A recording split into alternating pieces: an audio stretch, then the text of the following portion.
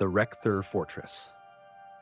The air inside the Rek'Thur Fortress was thick like blood mud. Every step Darius placed on the crystal floor produced a dry, brittle crack, like the sound of bones being pressed to breaking under weight. The Rek'Thur did not tie his hands. They didn't see the need. To them, a two-armed, starved, exhausted creature like him was already prey as good as dead. The two Rek'Thur escorting him pushed him forward with the bone blades growing from their elbows, each tip sharp enough that a slight tilt could slice through human skin. They stood nearly 1.5 times his height, bodies twisted, coated with plates of black-violet skin like half-melted mountain stone. 4 long arms swung with their steps, each hand bearing 3 hooked fingers like sickle claws. And the mouth? Darius had to fight the wave of nausea each time he saw it. A jagged cavity packed with countless tiny sharp teeth, not one jaw but dozens, overlapping like a grinder. Darius was shoved into the deepest section of the fortress, a tunnel as wide as the throat of some colossal beast.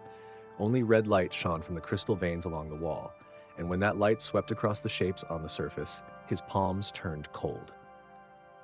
Skulls. Hundreds of them. Big ones, small ones. Human skulls? No. These were long, warped, with 2 ridged crests above the brow running all the way into the back of the head, a trait anyone who had ever read the Soul Union files would recognize instantly. Yautja, the skulls of hunters, the skulls of warriors once considered almost unbeatable. The curved wall stretched like a sick memorial chamber, a warehouse of alien bones. Darius slowly approached a skull in the center, larger than the others, marked with 2 inverted triangles engraved on the forehead, the symbol of a clan leader. He swallowed dryly.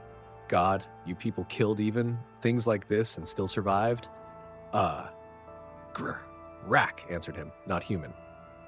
A Rek'Thur stood waiting at the far end of the chamber, its oversized head tilted, mouth opening to reveal glossy teeth sliding out like tiny blades.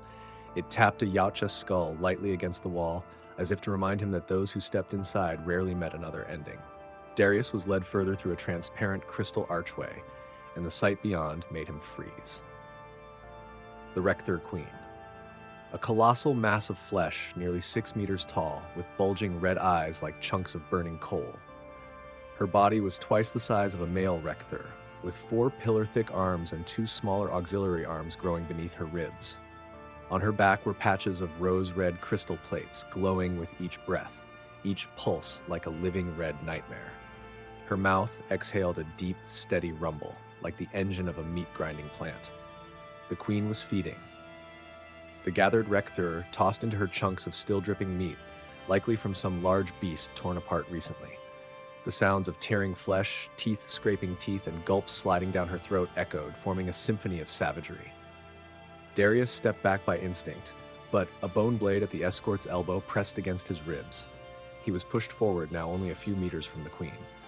A sweep of red light washed over the room as the queen raised her head. Her deep, hollow eyes locked onto him. An invisible pressure squeezed his chest, not from physical force, but from a survival instinct carved into the marrow. This thing was born to kill. A Rek'Thur nearby howled, a sound like stone scraping metal. Immediately, the crowd moved closer to him, as if it was time to decide whether to eat him first or offer him to the queen. Darius clenched his fists. He knew that if he just stood there, death would arrive in seconds. Luckily, he hadn't come here empty-handed. In his jacket pocket, a small smoke bomb, the only thing left from ARC-12's security kit. He had kept it since the day the ship crashed out of soldier's reflex. He darted his eyes around. Distance to the exit? About 20 meters. No other choice. Darius gritted his teeth. He raised his hands slowly, then dropped the bomb to the floor. A soft pop. Black smoke burst upward, mixing with the red light into a murky haze like clotted blood. The Rek'Thur roared in chaos. The smoke blinded their crystal vision, sending them into frenzy. They trampled each other, shrieking, flailing all 4 arms like temporarily blinded beasts. Darius dashed forward. He crouched low, weaving between monstrous legs, his foot landing on something soft and sticky. He didn't want to know what it was. The stench of blood and hot crystal slammed into his face. Go, go! Faster, he muttered like a madman. Almost at the exit when, boom! The entire fortress shook as if struck by a meteor. Crystal shards rained from the ceiling, smashing into walls. A thunderous roar reverberated from outside to inside. Darius had heard this sound before, from far, far away. But this time, it was right behind the wall. Vra'kor. A section of wall exploded, and the silhouette of a massive warrior wearing a metal mask emerged through the smoke. Vra'kor stood tall among the Rek'Thur, without hesitation. His arms snapped, and his twin wrist blades shot out like streaks of steel light. One slash, then another. Rek'Thur dropped like sacks of butchered meat. Vra'kor's eyes flared, locked onto the queen. The Rek'Thur queen's roar shook the chamber. Her massive arms swept sideways, flinging aside a cluster of Rek'Thur as she charged the intruder. Vra'kor leapt forward to meet her, striking with a speed and brutality that sent chills down Darius's spine, each slash leaving friction sparks across the queen's crystal armor.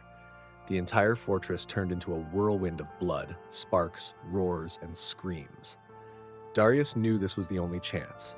He crouched low, slipped beneath a collapsing crystal pillar, dodged falling debris, and sprinted down the corridor as if thousands of shadows were chasing his heels. The clash behind him boomed like a firestorm. He didn't dare look back. At last, the night wind whipped his face as he burst out of the fortress gate. He stumbled down the crystal slope, legs trembling with terror. Behind him, the fortress glowed red through the dust, hiding the battle between a Yautja warrior and the most fearsome creature of this region. Darius collapsed against a rock, gasping. His mouth was dry. His heart beat against his ribs as if ready to explode, but he was alive, at least for now. Above him, faint red flashes glimmered from the fortress. And inside it, the hunter and the monster queen tore each other apart for honor, for instinct, for dominion. And him, just a small human fleeing the shadows of the strongest beings on this planet. Darius whispered hoarsely, "God, how many more things are on this planet?" Then he ran again. Swallowed by the night, leaving behind yet another escape he no longer knew the number of.